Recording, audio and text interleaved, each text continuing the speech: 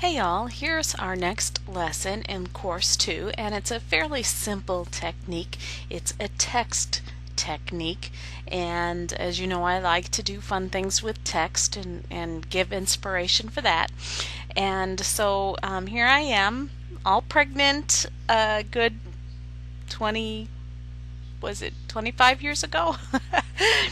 and So my son is going to be having a baby, or his wife is soon, and so I drug out these photos. And this one with my belly is this one here I think had been seen, but this one here had been tucked away in his baby box and never before seen by anybody because I didn't want anybody to see it.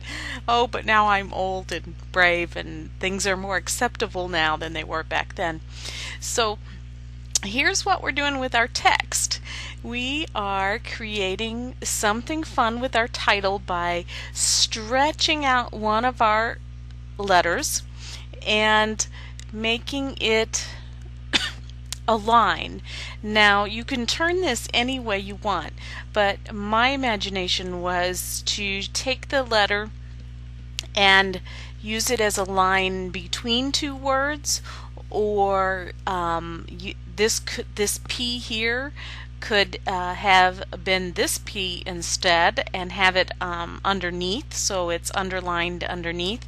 But your goal is to stretch it and to turn it in a different direction than the rest of the letters. So you might want to put it on top, in between, on the bottom, and you see I have those from the other Course 2 lesson, the dots for balance. I added those in here, and there's actually quite a few layers in here. I have a layer here for the word pregnant. I have a layer for the word opping. And then this P, then I have a layer for the dots, and then this P is actually broken into 3 layers. So I want to show you how to stretch the layer. You're going to have to look at and think about your words. Not all letters are going to be good for stretching. Obviously, if you look at an O, not real good for making a line out of that. You can make the line out of an I, L's, maybe T's. You're going to have to think about the alphabet and think about which ones you can stretch. And so I'm going to go ahead and stretch this one for you up here at the top. I'm just going to make a new layer and oops, activate my text tool, and I chose a chunky font. You can vary this however you want. It doesn't have to be a chunky font. That's what I chose because I had a kind of a fun layout going on. And so I'm going to type my P again, and I should make it that green again, just so it looks like what's on my layout. Okay, so let's make it a little bit bigger. And of course, we're going to turn it. I could have done, you know how to turn things. I could have done this a little bit more accurate with the image, or where is it? Rotate. I could have done it a little bit more accurate there, but I am just doing this quickly to play.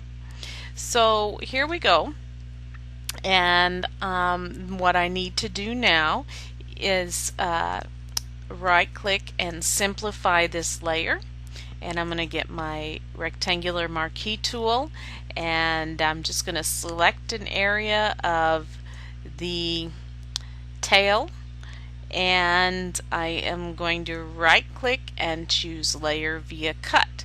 Now that put this on that I had selected on a new layer. Go back to my move tool, and what I did was simply hit the right arrow key. That way everything stayed in perspective.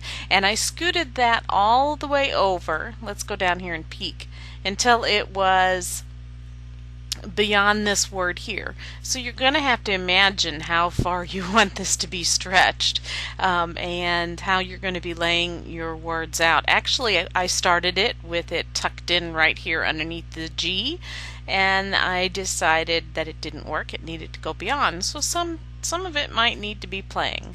So back up here to the one where we're playing. We've now hit our right arrow key, so this is separated from this, so we need to make some in the middle.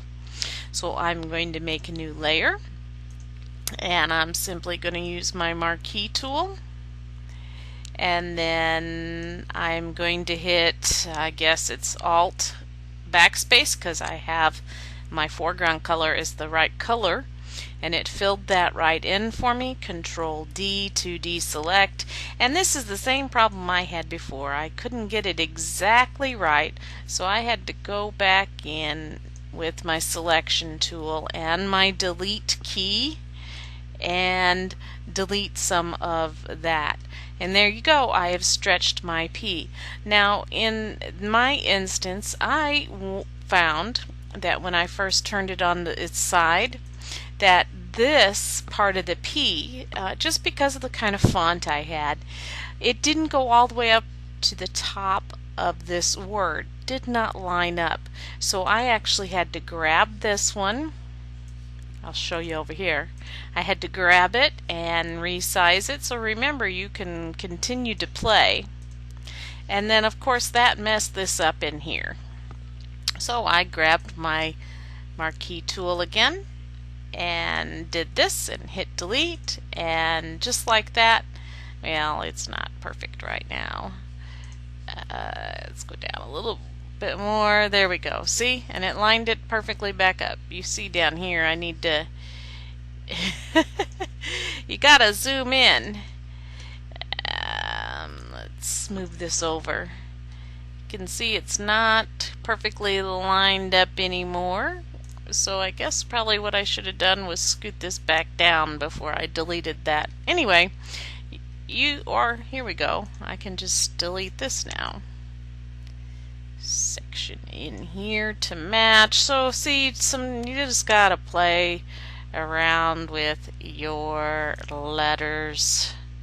There. See, it didn't take too much.